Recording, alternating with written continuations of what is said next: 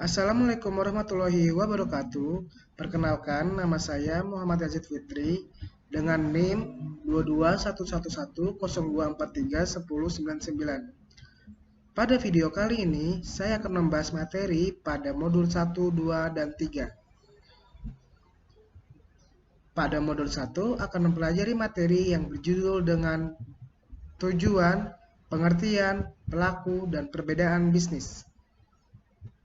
Seorang pembisnis memiliki 3 tujuan, yaitu kebutuhan yang beraneka ragam atau disebut juga dengan virtuous circles, yang artinya orang berbisnis bekerja untuk mendapatkan uang dan uang itu akan dibelanjakan untuk memenuhi kebutuhan yang belum dimiliki.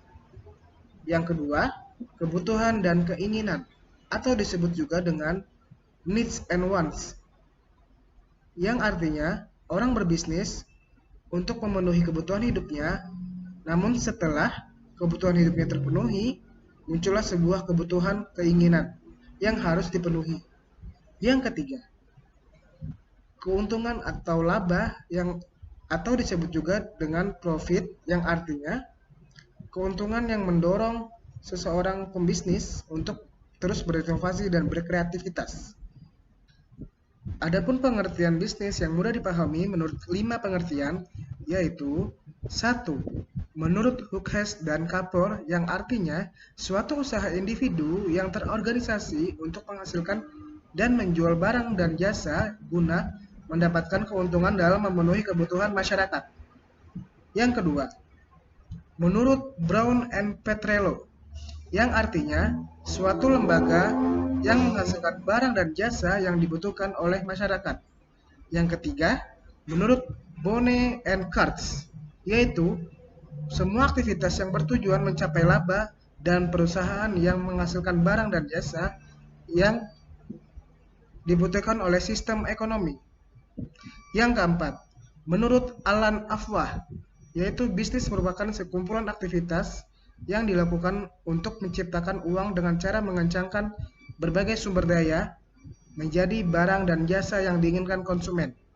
Yang kelima, menurut Musselman dan Jackson, yang artinya semua aktivitas yang memenuhi kebutuhan dan keinginan ekonomis masyarakat, perusahaan diorganisasikan untuk terlibat dalam aktivitas tersebut. Adapun pelaku bisnis terdiri dari 3 pelaku, yaitu 1. Karyawan atau disebut juga dengan employees. Karyawan atau pegawai yang direkrut memiliki peran penting dalam sebuah bisnis, keberlangsungan bisnis itu sendiri. 2. Penyedia material atau disebut juga suppliers. Perusahaan sangat membutuhkan penyedia material atau disebut juga suppliers untuk membantu kelancaran kegiatan proses produksi. Yang ketiga, pelanggan. Tanpa pembeli, bisnis merugi. Puaskan pembeli, maka mereka akan menggunakan barang dan jasa kita lagi. Bahkan dapat menularkan informasi tentang bisnis kita selanjutnya. Selanjutnya, tentang perbedaan bisnis. Bisnis dibagi menjadi 2, yaitu bisnis besar dan bisnis kecil. Bisnis kecil meliputi pemilik jadi manajer, daerah operasi lokal, organisasi sederhana, banyak kegagalan, pemilik kenal dengan karyawan, serta pemilik serba bisa. Sedangkan bisnis besar meliputi manajer bukan pemilik, regional atau nasional, organisasi kompleks, jarang ada yang gagal, pemilik tidak kenal dengan karyawan, manajemen spesialis. Selanjutnya, yaitu batasan usaha industri atau bisnis. Jenis industri terdiri dari 3, yaitu industri kecil, industri menengah, dan industri besar. Yang pertama, industri kecil adalah perusahaan yang mempunyai kegiatan usaha di bidang industri dengan nilai investasi paling banyak 200 juta, tidak termasuk dengan nilai tanah dan bangunan. 2. Industri menengah. Industri menengah adalah perusahaan yang mempunyai kegiatan usaha di bidang industri dengan nilai investasi paling banyak 200 juta sampai 10 miliar. Tidak termasuk nilai tanah dan bangunan. Yang ketiga, industri besar adalah perusahaan yang mempunyai kegiatan usaha di bidang industri dengan nilai investasi lebih besar dari 10 miliar. Pada modul kedua akan mempelajari materi yang berjudul tanggung jawab sosial perusahaan. Tanggung jawab sosial perusahaan harus memerhatikan 5 aspek, yaitu yang pertama, pelanggan atau disebut juga dengan customers. Yang kedua, pekerja atau disebut juga dengan employees. Yang ketiga, pemegang saham atau disebut juga dengan stakeholder.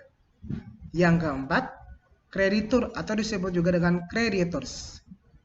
Yang kelima, masyarakat atau disebut juga dengan communities.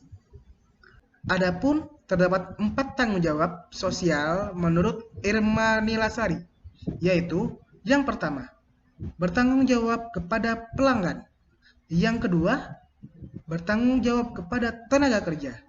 Yang ketiga, bertanggung jawab kepada lingkungan. Yang keempat, bertanggung jawab kepada investor. Implementasi Corporate Social Responsibility atau disebut juga dengan CSR ada 8 jenis, yaitu yang pertama, sektor pendidikan. Yang kedua, bina lingkungan. Yang ketiga, kesehatan. Yang keempat, pengembangan UMKM. Yang kelima, lingkungan hidup. Yang keenam, kegiatan sosial. Yang ketujuh, infrastruktur. Dan yang kedelapan, peduli bencana. Selanjutnya, pada modul ketiga, kita akan membahas tentang bentuk hukum, lingkungan, kebaikan, dan keburukan perusahaan. Ada 2 jenis badan perusahaan hukum, yaitu 1. Badan usaha yang berbadan hukum. Apa sih itu badan usaha yang berbadan hukum? Pertama, subjek hukumnya adalah badan usaha itu sendiri. Yang kedua, harta kekayaan perusahaan terpisah dari harta kekayaan pribadi. Selanjutnya, yang kedua, badan usaha yang bukan berbadan hukum. Apa sih badan usaha yang bukan berbadan hukum itu? Yang meliputi subjek hukumnya adalah orang yang menjadi pengurusnya. Yang kedua, harta perusahaannya bersatu dengan harta pribadi.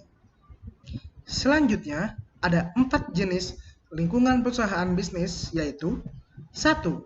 Lingkungan teknologi. 2. Lingkungan hukum dan politik. 3. Lingkungan sosial budaya. 4. Lingkungan bisnis. Bentuk-bentuk perusahaan meliputi 1. Perusahaan perseorangan. Perusahaan perseorangan adalah perusahaan yang dimiliki satu individu.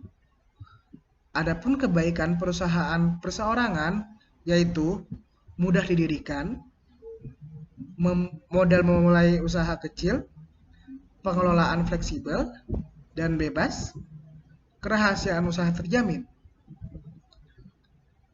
Adapun kelemahannya, perusahaan perseorangan yaitu pertanggungjawaban tidak terbatas, modal terbatas, kualitas manajerial, dan kualitas pekerjaan,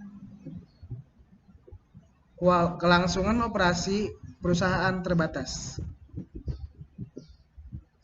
Selanjutnya, perusahaan perkongsian pada umumnya tidak banyak berbeda dengan perusahaan perseorangan. Ada 2 jenis perusahaan perkongsian, yaitu perkongsian secara umum dan perkongsian secara terbatas. Adapun kebaikan perusahaan perkongsian yaitu lebih banyak modal dapat dikumpulkan, lebih banyak keahlian yang diperoleh, umur usaha lebih panjang. Adapun kelemahan perusahaan perkongsian yaitu terdapat masalah tanggung jawab yang tidak terbatas. Selanjutnya, perusahaan perseroan terbatas.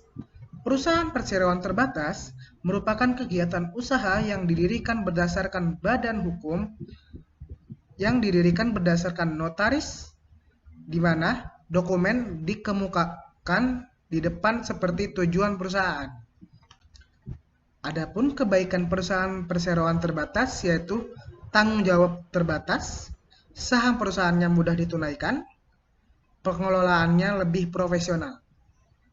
Adapun keburukan perusahaan perseroan terbatas yaitu pendiriannya lebih kompleks, 2 kali pembayaran pajak, peraturan yang harus dipatuhi lebih banyak, dapat mengurangi motivasi kerja. Demikian yang saya sampaikan pada video kali ini. Kurang lebihnya mohon dimaafkan. Wassalamualaikum warahmatullahi wabarakatuh.